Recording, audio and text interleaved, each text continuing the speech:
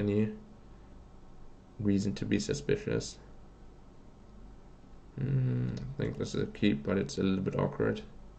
It's creature light, and either the prismatic strands are amazing in the matchup, then the hand is amazing, or they don't do anything, then my hand is also garbage. So the strength of prismatic strands in the matchup is going to determine whether my hand is good or not. Basically, or I need to find a Faithless Looting to get rid of them. That's actually pretty awkward for my hand, because I do have answers, but I don't have untapped red mana available.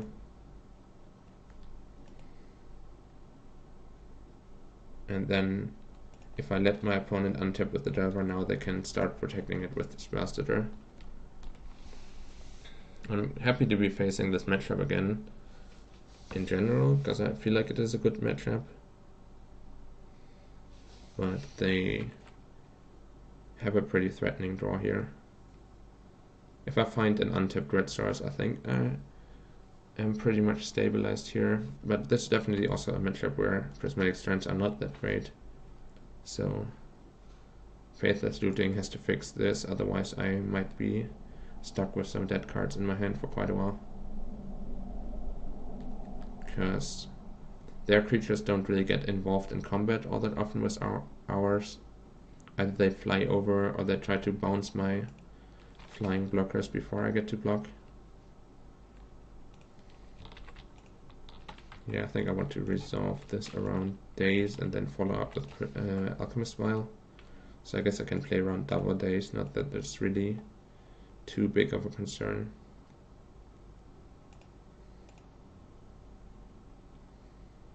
Still just looking for a untapped red source.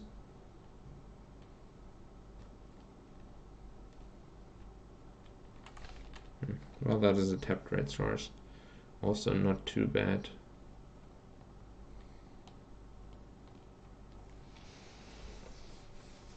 But yeah, it happens very rarely that your creature and their creature are involved in combat together, and neither of them is like significantly more big than the other.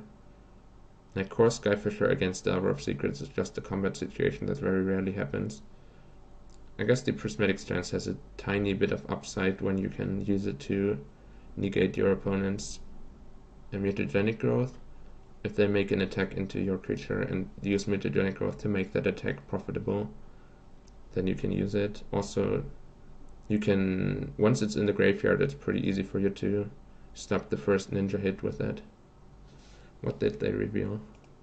They revealed the Ponder. Wow, that is an aggressive gush. Guess my opponent was missing their land drop, but now they're discarding to hand size unless they Fairy Miscreant. And they don't have protection open for their Delver, so I just get to Galvanic Blast it down. Presumably, though I guess they can mutagenic growth. Yeah, the gush usages by my opponent today have been fairly strange in all three of the gush matchups that I faced. And some of that might come from desperation, like it's better to Spire Golem. Wow. That is one of their best cards. I guess it's no longer one of their best cards if they're missing land drops and had to gush themselves. Don't mutagenic growth me, please. Unfortunate, but I think I'm willing to do that still. This way I'm not taking the full damage on my opponent's turn.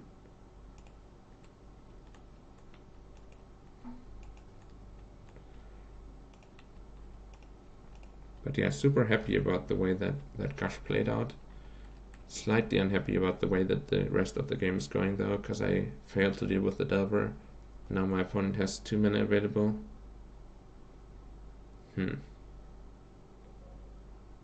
Could stop them from attacking here. I think if they ninja me, it's actually slightly advantageous to me because they're just tapped out. The upside of using the Vial now is that I can tap out next turn and I don't have to get, yeah, I think I'll let them attack. But like, it is very mana efficient here. That was the reason to use it. The downside of using it is that I get myself further from Metacraft, and also I lose flexibility of using the Violator to protect, for example, a Monarch. Also, I lose the artifact, exactly. Okay, so now I'm pretty perfectly set up against Spell Stutter here. Unless my opponent has another mutagenic growth, then I might get wrecked.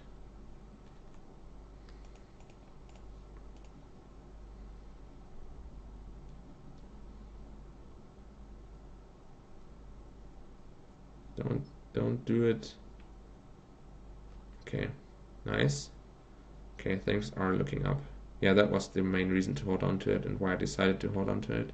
Because having the artifact on the board to still get value out of Glinthawk and Skyfisher was also important. They can daze me here, but I don't think I mind too much. I think it's better for me to spend mana on the 2 mana on this and get dazed than it is to wait around with the 2 mana card in my hand, not casting it.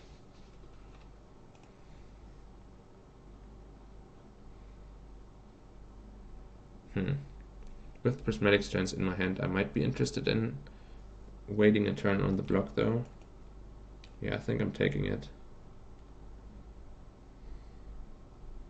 Might want to hold on to this Pretty block as well, for Faithless Looting reasons. I think I will. Though it's awkward when I draw like cycling artifact into cycling artifact and I don't have as much mana on the board developed. But yeah, I think with 2 Faithless Looting in my deck, I'm willing to hold on to it for a little bit.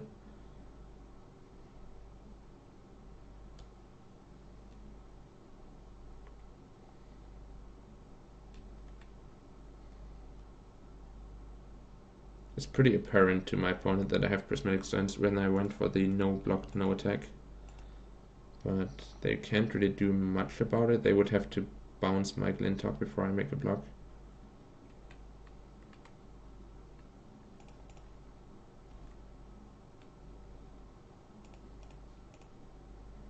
Okay, maybe I lied. Combat situations involving Delver do come up. I can still bounce my Glinthawk, but I don't really worry too much about it. It's a little awkward that I lost my cycling artifact to the daze though. In hindsight, I wish I hadn't cast it. But that's just because of how the game played out. I think it was alright to cast it in a vacuum. Ponkan, one Sponkan, thank you for your follow. Oh, Ponkan 18 Ponkan. It's not an S. Yeah, thank you for your follow regardless. So, do you want to snap my Glinthawk or do you not? Opponent, they cannot fight over this with counter spells because I just flash it back and then they're tapped out. Like, that is completely hopeless. They can mutagenic growth to keep their Delver alive, but then they run into the same situation again next turn with the flashback.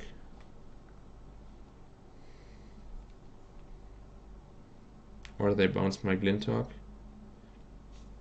Let's say blue.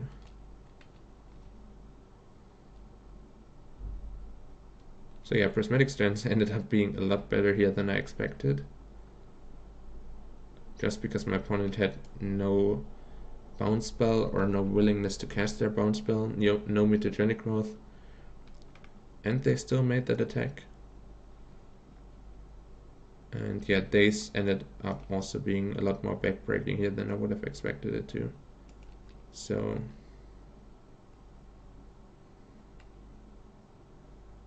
I do like my position here.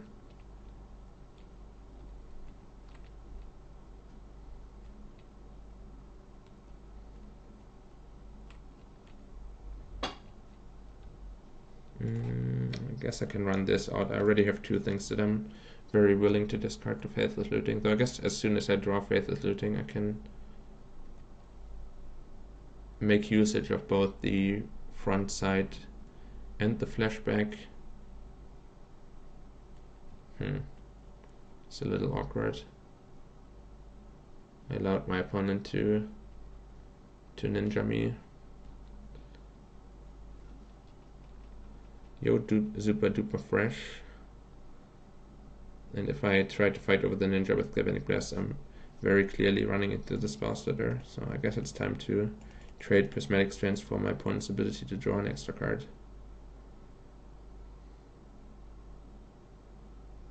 And if they counter spell, obviously it's super good for me, then I Galvanic Blast down the ninja.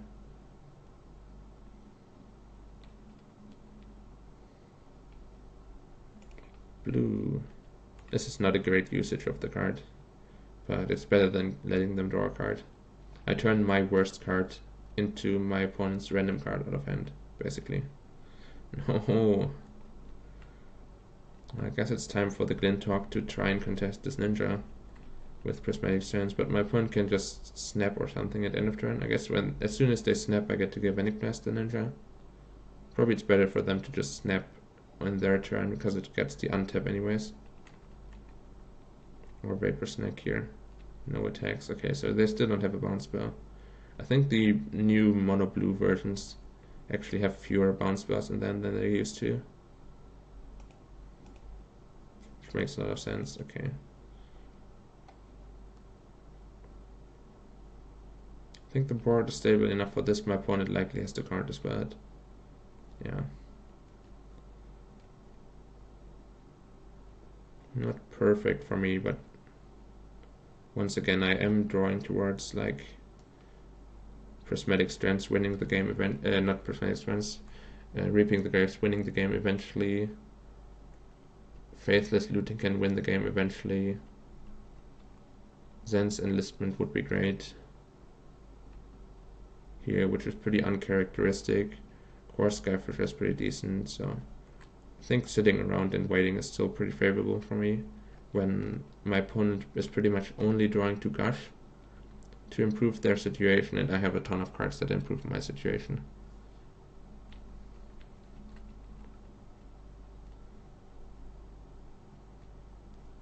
Playing the Budruka Book would be helpful if I do draw Reaping the Graves, because it is my only black source at the moment. But I think Faithless Looting is more of a concern, and if I draw Reaping the Graves, I can still play Budruka Book, and then the following turn I Reaping the Graves. It's not that big of a problem to wait a turn.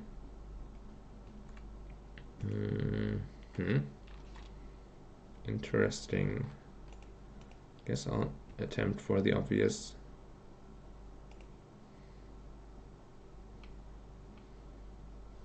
I guess they have like second ninja in hand. We know about the spell stutter in the hand, and I think against those two cards plus one random card, this should work out for me.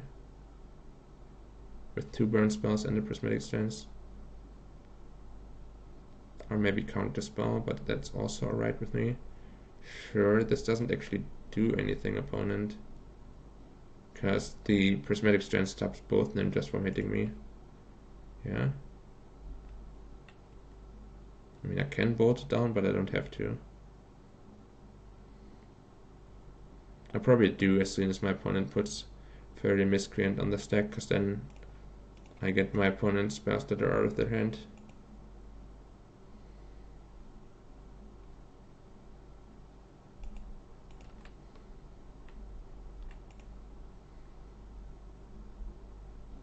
And now I can reduce the fairy count to 0, and if I let the Miscreant resolve, then this whole interaction wouldn't work because the Miscreant gives them some fairy count back up.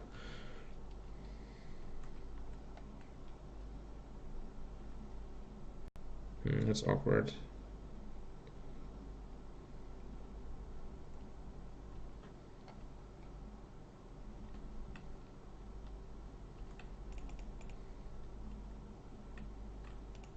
I guess that's pretty much free to play, because I get a land into my hand that I can Faithless Looting away instead of having a land in my hand that I could Faithless Looting away.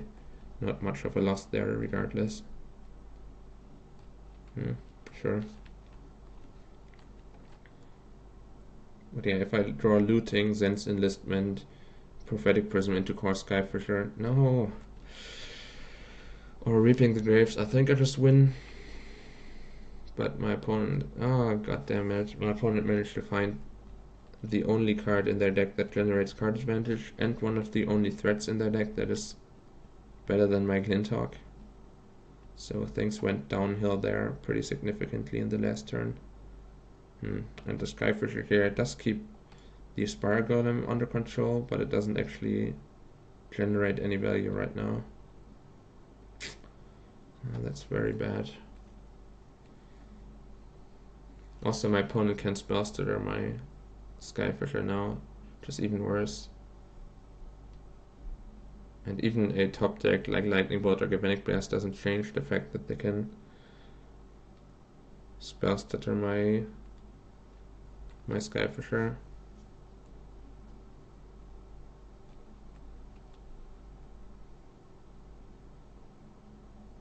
Okay, I guess I'll have to set up for the Reaping, and I'll wait one turn on this, but I probably can't afford to wait multiple. If my opponent ninjas me off of the Spire Golem, I likely just use the Prismatic Strands to deny the card again. And this gives me one more draw step to find an artifact or a Thraben Inspector to bounce.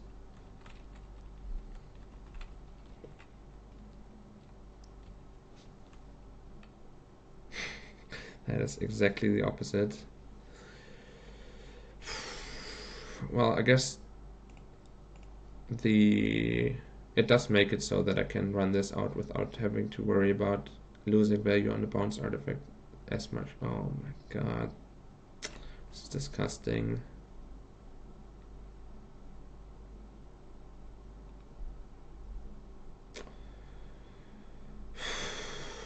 And if I try a double block on the Spire Golem, it also leaves me in a pretty terrible position, because they can just Mutagenic Growth or Snap or something, and the Spire Golem is the only creature whose combat damage I can't prevent with the strands. I think I'll wait on this for one turn, because I do need some value to keep up with this board, but yeah, that's pretty awful. They might start attacking with everything pretty soon and just trying to overrun me with small creatures. Man, this matchup is so good, but my draw just doesn't do anything. There we go. They can still just counter this, but I hope not. Okay, decent. Also decent.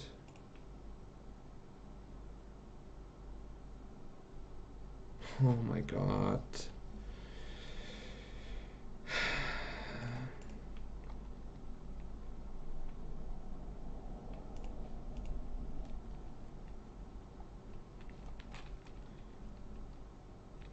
And board position is more or less stable at the moment, with 1/2/2 against their 3/1/1s and their Prismatic Strands in the graveyard. But man, this is going badly.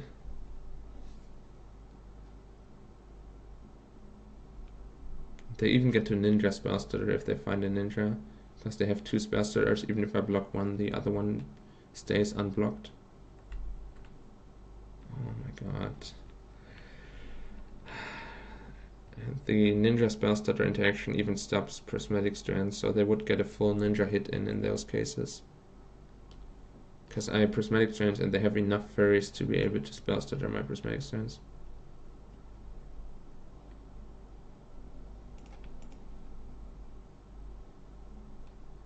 Okay, opponent seems to finally be flooding out as well. I really want that Reaping the Graves. With Glinthawk, Skyfisher, Pelisandnos in the graveyard, that would be pretty game winning. Can even generate Storm Count with the Prismatic Strands or something to get all 3 of my creatures.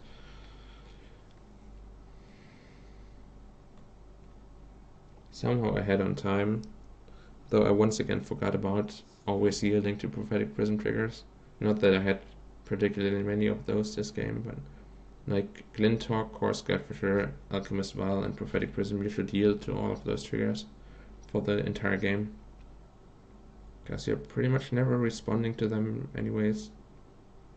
I guess sometimes you're responding to Glinthawk triggers. I had that today, where I wanted to first make sure that I resolved my Glinthawk, and once it was on the board and the trigger was on the stack, I still used my Serrated Arrows. Ah. Do they have full 4 Spire Golem? No, that was their set. What? Oh no, that's their 3rd Spire Golem, yeah. That is actually pretty dangerous. I think that's a good choice by my opponent to have that many Spiral Golems in their deck, but interesting.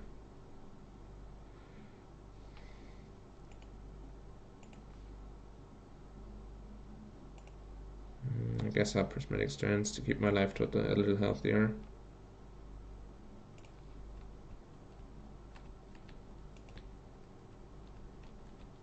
Need my Reaping the Graves or my Core Skyfishers.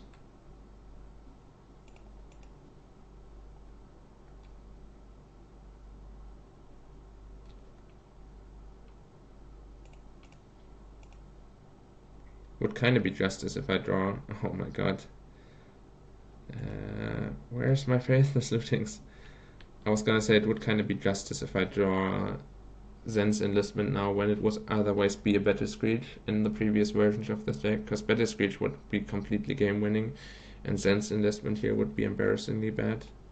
Okay, let's stop this from attacking. I do still have Metalcraft, like 2 artifacts on the board, and then I can play this. So if I top deck Galvanic Blast, I still get to shoot this down.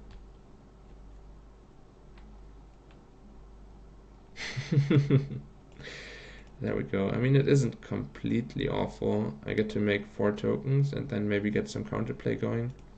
Some limited amount of counterplay for all of these lands that I have stockpiled.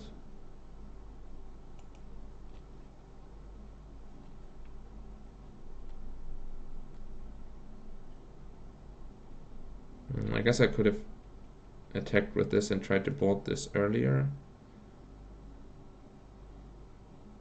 Yeah, I guess I'm still going to do that, but now I run into Daze. That was pretty awful. I should attack first, make my opponent do the Spiral Golem block, and then I get to try and bolt it. And if I don't cast my second Zen's Enlistment, I can play around Daze, which is one of the cards that is likely stuck in my opponent's hand. Like a land, Daze, Mutagenic Growth, and like Vapor Snack Snap are like reasonable things for them to have. They can bounce their own. God damn it. I guess, oh no, I could have even played the Ancient Den. I think Ancient Den losing out on the Zen's Enlistment was pretty bad, but yeah, that, oh. Yeah, unhappy with that. That was my fault pretty much entirely and might cost me the game. Because it was very reasonable for them to have a Daze, and I could have played around it a lot better. I think just playing the Lightning Bolt before the Zen's Enlistment was the way to go.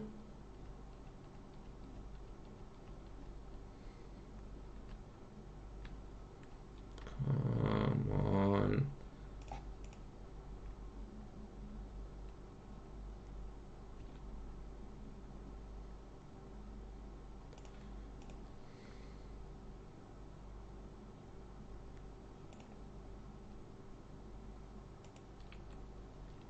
Didn't opponent have lethal? No, they could have put me to 1. They had Mutagenic Growth on their spell starter that was blocked, and if they Mutagenic Growth something else, then they get 2 damage to my face, but I just go to 1. So they did not actually have lethal. They do have lethal on the board right now. I guess no longer. Yes! Okay, so if they have nothing, I'm fine. I guess I could have played extra Glintalk. No, that was riskier, I think. Because now I survive by jump blocking here and then I stabilize. I'm not so happy with how I played this game, but I finally found the card that I was looking for the entire time. Yeah, I was at 7.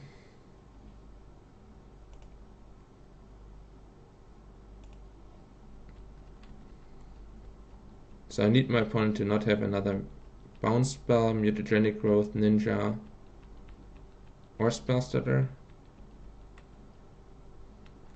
I could have played my untapped land instead of the life gain land and then tried to cast Glintalk. That might have been better. Because then I have 2 Glintalks on the board, and that's 2 Glintalks and I'm at 3, instead of 1 Glintalk and I'm at 4. In both cases I die to the same cards and I lose to the same cards, but the extra Glinthawk makes it so that I can pick off a spell status right here, so that makes my situation the following turn a lot better than it is here. Don't ninja me, please. Okay, I'm alive. Still alive.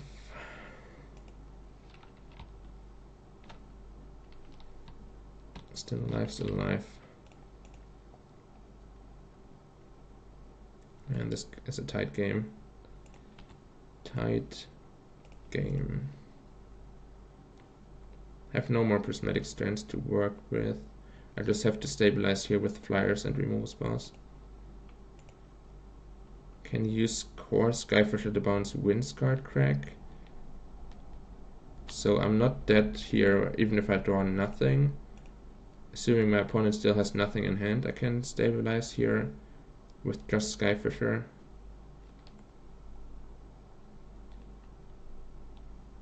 Okay, nice, nice.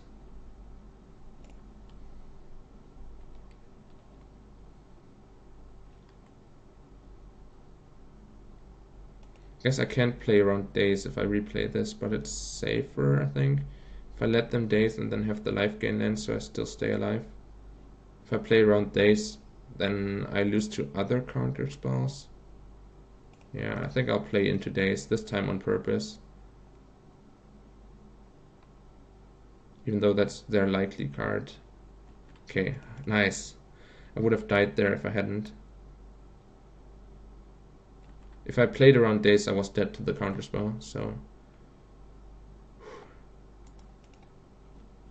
Still plenty of cards in my opponent's deck that kill me, but now I go to 1 again, and then I have lethal on the ground.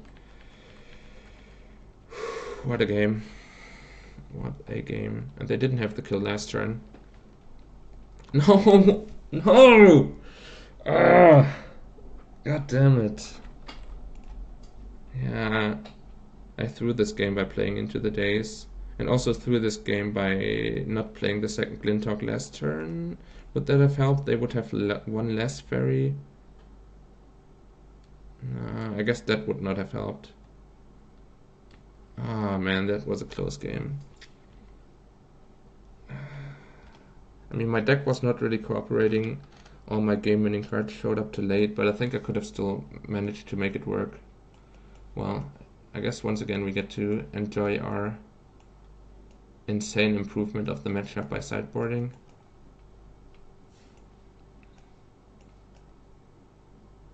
I think that's how I board. I guess last time I boarded out the Faithless Lootings and kept the Inspectors. I actually feel like looting is probably better in the post-board games. And like Relic can be good against Stormbound guys, but pretty awful against everything else. Yeah, I guess I'll try this. Man, that was both such a tight game and also such bad play by me there in some spots. Yeah, I guess playing into the first days was fine, even though it worked out super poorly that I lost my Alchemist Vow. But playing into the second days with the Lightning Bolt instead of casting it before the Zen's Enlistment was completely game losing and awful. And then my opponent just top decked the Vapor's Neck when I had the game won the next turn. I think at that point I was like a pretty huge favorite because there's only like 6 or so cards left in my opponent's library, so I was probably like an 80 to 85% favorite there. After we stabilized the board and they didn't have a kill the previous turn. Okay, need to continue playing fast. Though I am ahead on the clock a little bit. Okay, this is a weird hand, but I think it's a keep.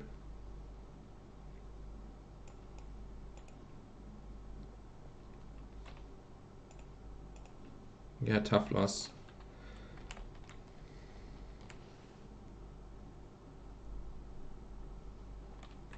Please just cast Delver of Secrets, because that would be amazing for me. I mean, it's amazing because it matches up poorly against my hand, and also because that confirms my opponent still has Delver of Secrets in their deck.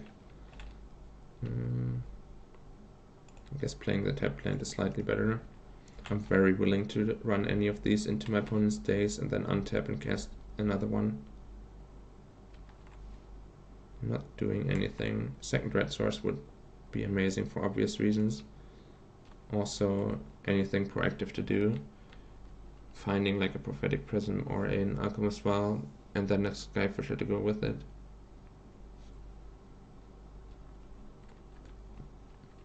But I think draw go heavily favors my hand, sure. Though it's possible for my opponent to just completely destroy this hand if they have Dispel or Hydroblast, and then they play like the fourth land, Stormbound Geist, I Pyroblast, they Dispel, and then I'm pretty wrecked. Okay, I guess that covers the Stormbound Geist issue. Still kind of holds true for Spiral Golem. I can journey the Spiral Golem as well, sure. Brainstorm is alright with me. Brainstorm just isn't that good in my opponent's deck.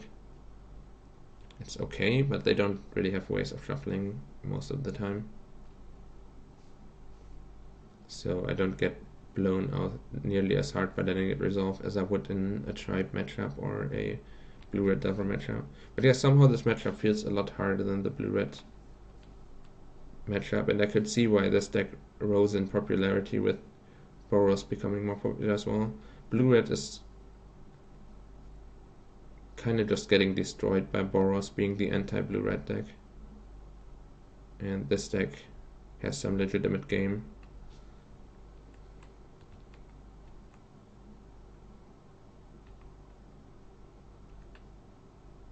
I think all of my opponents' record on having self-respect with card artworks was pretty low. But I might be misremembering. I don't pay too much attention to it pretty much ever. Oh, Prophetic Prism is pretty perfect, because I didn't want to tap my Pyroblast down to bolt this Delver, because it's my only red source. But now, okay, never mind. Now I have a plentiful supply of red sources. I think I still prefer bolting it over Electricry. Yeah. That's close though. I could just Electricry it down.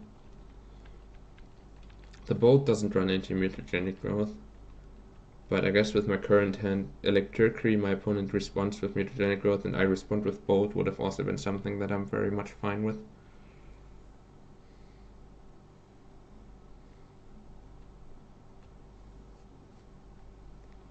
I guess this opponent has like mostly foiled out all the same artwork, except basic lands, I guess. I guess they're missing some unhinged basics. So actually pretty high self-respect in terms of card artwork. Gosh. I mean, Gush is one of the cards that I least want to see, but I can't really do much about it right now. Ponder, sure.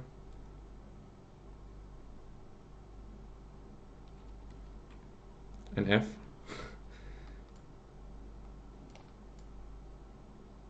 I mean, foil artworks are already pretty atrocious, but I know that it's something that some people like to see. Online foils are like even worse than paper foils. So it is pretty bad for that reason.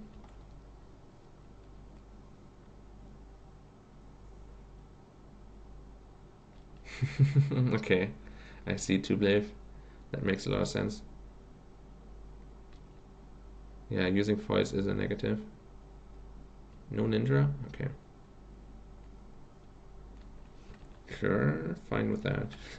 What is his hand? It's not actually that great. My opponent can generate some amount of card advantage. So having all terminates can end up backfiring. Though I guess, yeah, I'll take it again. Do you want to ninja me? Nope.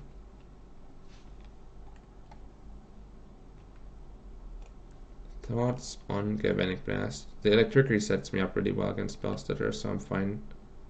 Well, I guess I only have 3 red sources still.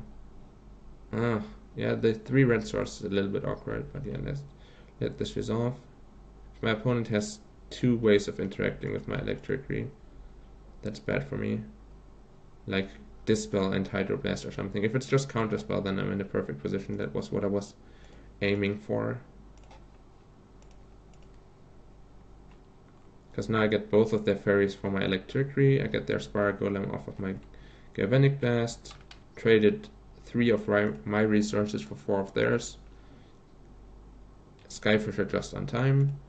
Exactly on the turn where my opponent is tapped out. That was pretty perfect.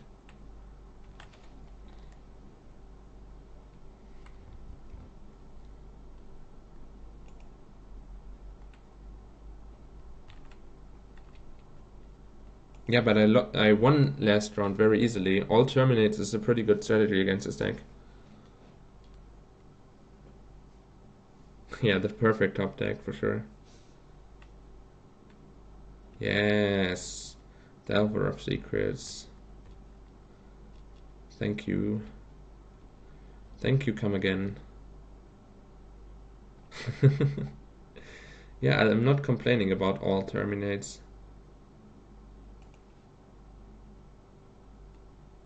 Huh? Oh, I'm afraid am I of Stormbound Geist? Could keep Journey for that. But I guess it's difficult for me to work with the 3 red mana once again. If I want to go Lightning Bolt the Spire Golem plus Electricity the Delver, then it's difficult for me to keep these Pyroblasts open as well.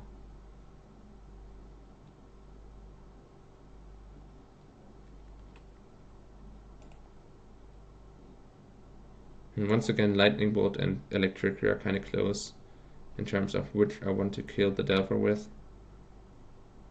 I guess I'll go with the Bolt.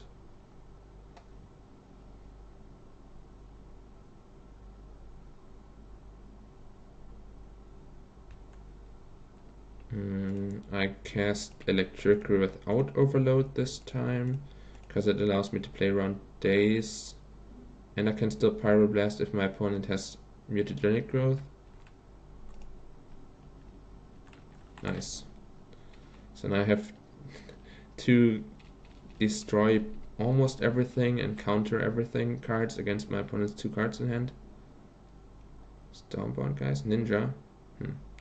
Okay, that resolves. I think I'll Pyroblast the Ninja, but I want to do it when I'm not running into Daze.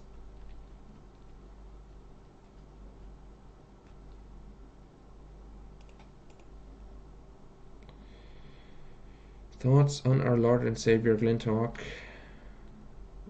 Resolves? Sure. Yeah, I don't think all Terminates is bad. My opponent's deck does not have a ton of card advantage. If I just terminate everything they do, it ends up being pretty good for us. Okay, I'll just do this again. It only backfires if my opponent has Daze in hand and then finds something that I have to Pyroblast. Guess I'll hold on to the Core Skyfisher for a turn, just so I can Ninja block. Yeah, Delver is something that you should sideboard out, I agree. The card Delver of Secrets. I'm super happy whenever I see a Delver of Secrets.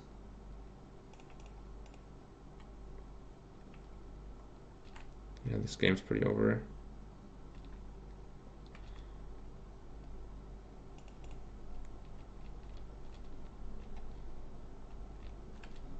Yeah, 2 main deck guys seems very reasonable. My time situation is once again not that great though. I think this game is over, but I have to win another one post-board. Sure. Mutagenic Growth, I guess. I don't really mind. I can Pyroblast.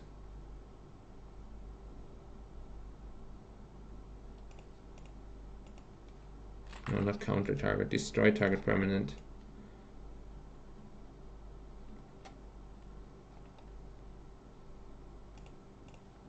Now I can counter target spell. Yep, you dead. 2 turn clock against an empty board and a Pyroblast for my opponent's last card. So they need Spire Golem to have any kind of chance, and then I guess another Spire Golem or something.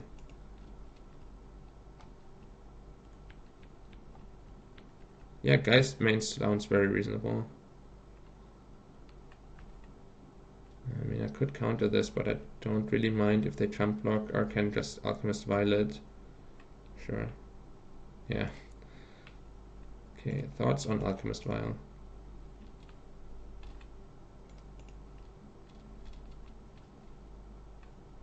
Nice. Didn't even need to draw the arrows to demolish my opponent.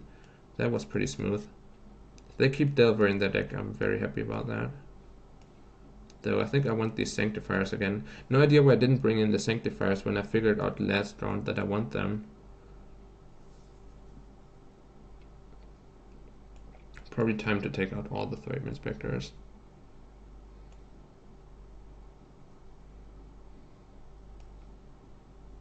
Sure.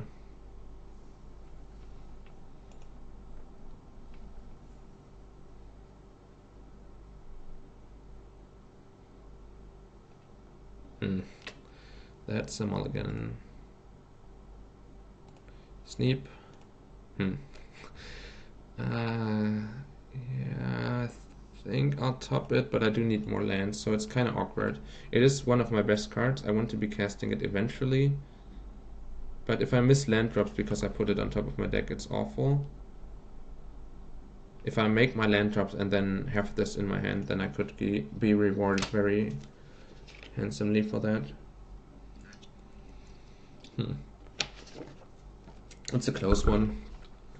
Because my all terminate plan does a good job of stalling towards 4 mana. Yes, more Delver of Secrets. Love it.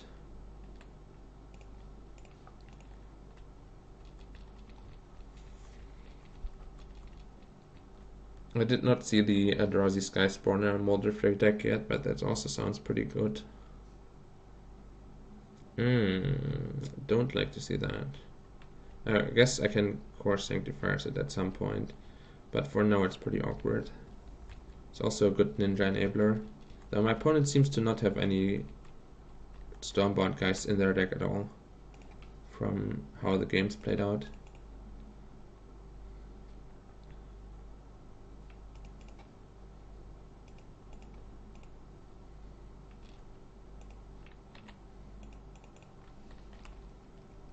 Okay, so I will get to Serrated Arrows mana at some point.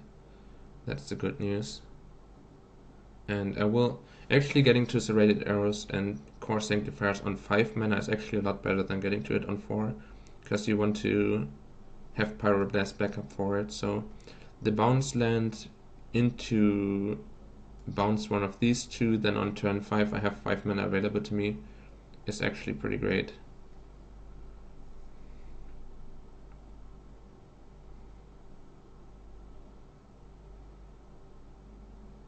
Second misprint, a little annoying, but I guess it's so little of an impact on the board that I don't really mind.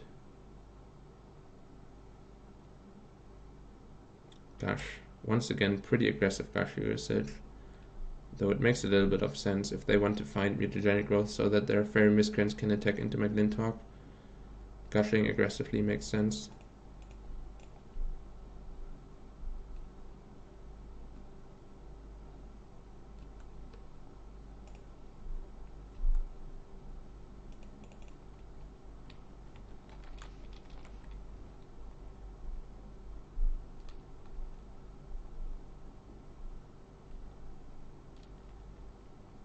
But yeah, I think the 2 damage return I can survive for now, and then Core Sanctifiers is gonna be a huge blowout soon. And Serrated Arrows as well.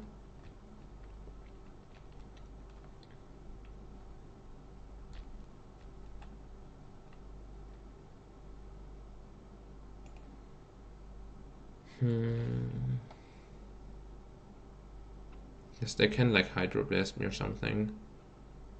Like I cast arrows, they counter spell, I Pyroblast, they counter back.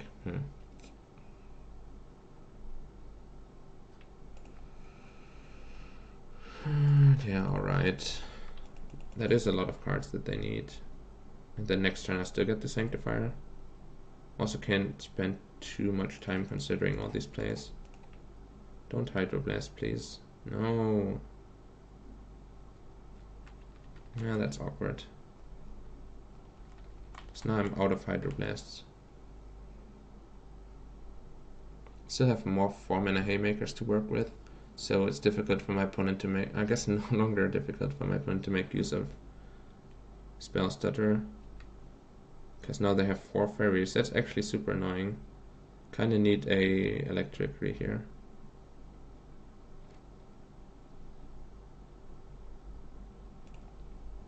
Okay, let's try this first. Let's try to bait my opponent a little bit. Where's my Electricity at? Okay, there we go. Guess then I wait on the Skyfisher for a turn so I can have Electricity back up. Nice.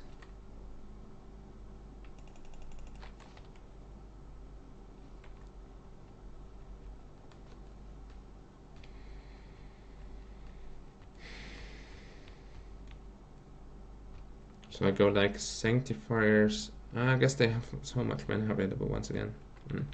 So, but like Sanctifiers, they Spell Stutter, I Electricity. Ninja, okay.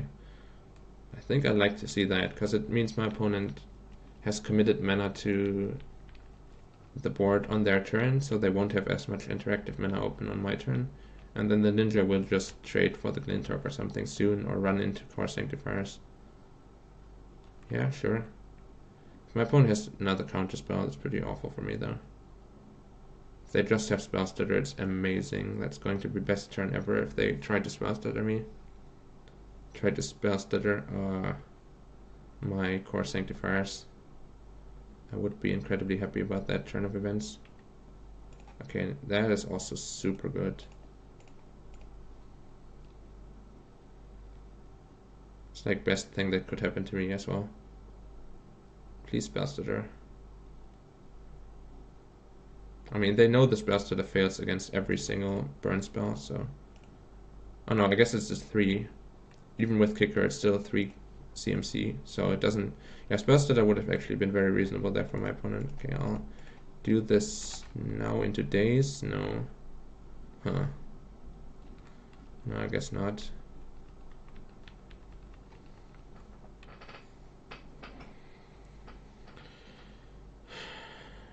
Yeah, no, I don't want to run into days.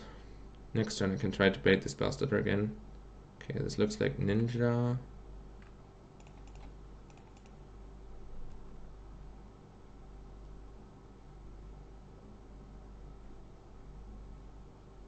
But sure, I don't really mind. Once again, they're committing a lot of mana on their turn, so it's easier for me to resolve Skyfisher. Double Ninja. I mean, same thing, really. They lose a ton of their board, and then they're tapped out. It is card advantage, but they're like discarding to hand size again. Mutagenic Growth there, I assume. Yeah, I think that's also right. I mean, 3 ninjas is a lot of pressure. I guess now they're not discarding to hand size after the Mutagenic Growth, but...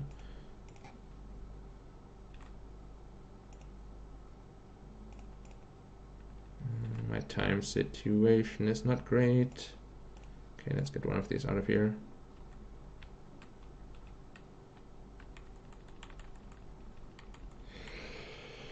I'm ahead of time on my ahead on time of my opponent.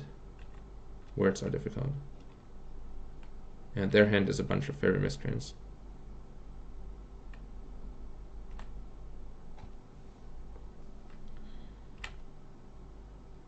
I think that's alright, rather than run my Electricity into Daze and Spell Stutter here. Let them draw the 1 card. More Gush. More Gush is unfortunate.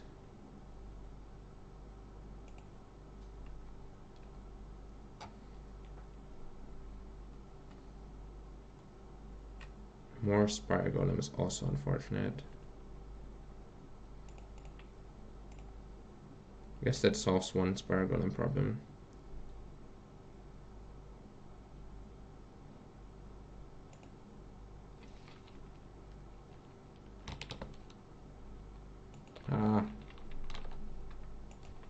guess I'll just pass. Yeah, this is gonna be tough. Need to not time out. My opponent needs to not time out.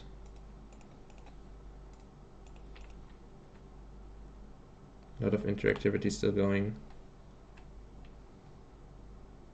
Difficult for me to win the game in time, so I have to probably try and time out my opponent. It's also a tough battle to fight.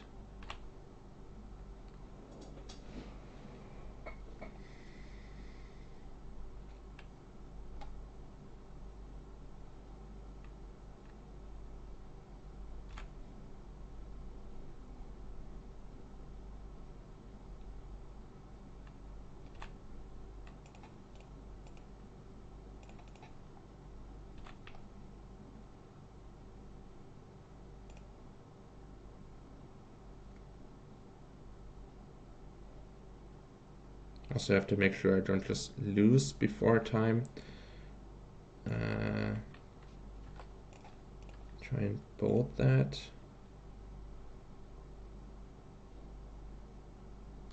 Yes, Bastard is alright with me, but if I get dazed now, I'm in huge trouble. If the electricity resolves, everything's perfect.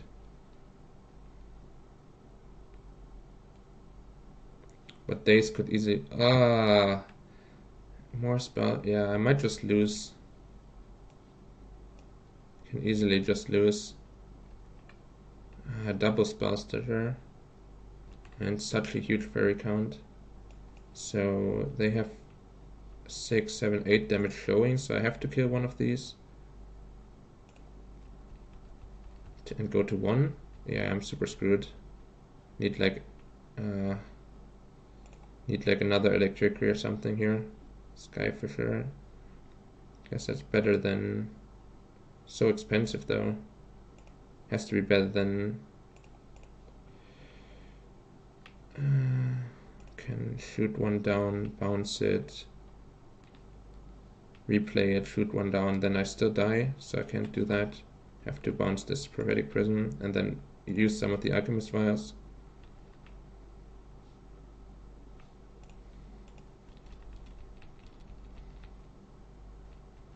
Go like Vial, Vial, block, block.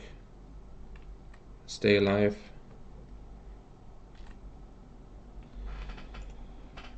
Thank you for your follows, everyone. I'll thank you in a second. Have to make sure I don't time out here and don't lose here. Both of which are going to be difficult.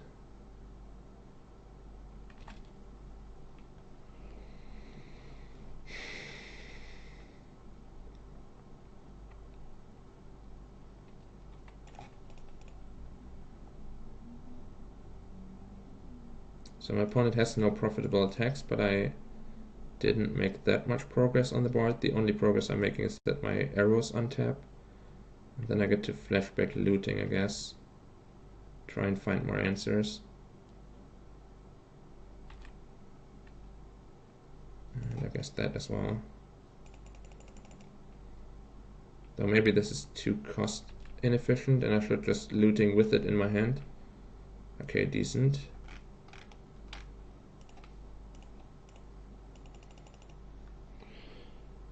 I'm technically ahead on time, so...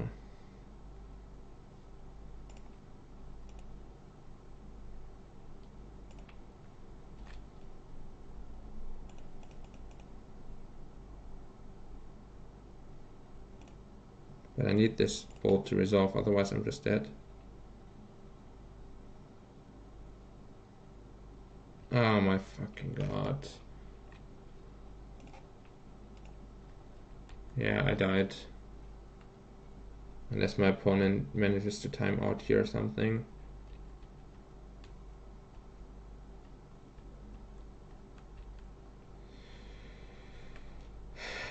Man, that was a beating.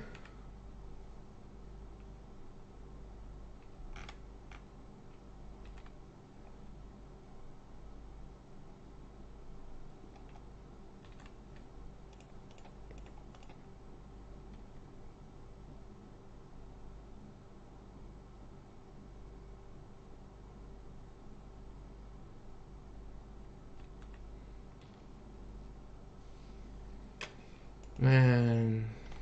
I mean, I threw one game and I deserve it. I should have won game one. If I'd only used one while I'm dead on board, I was at 1 life and they have 4 attackers. So if I let 3 of them attack, I just die. Oh my god, I threw game one. I think, like, my game one, it is a game that, like, 99% of people would have lost. And, I mean, I lost it as well, but I think I set myself up to have a chance of winning it, and that's why I'm pretty disappointed in not getting the win out of it. Because it was in reach, and if I had just played my Bolt or Galvanic Blast before the Zen's enlistment, then everything would have been fine. The game 3, I don't think I had any chance of winning.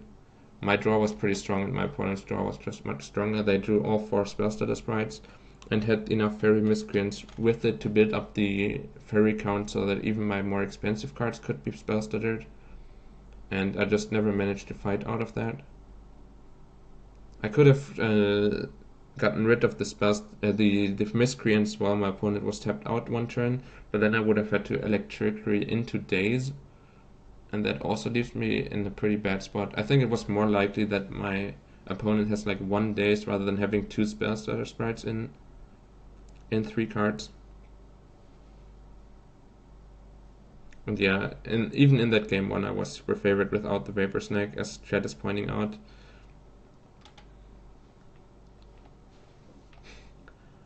Feels bad, man.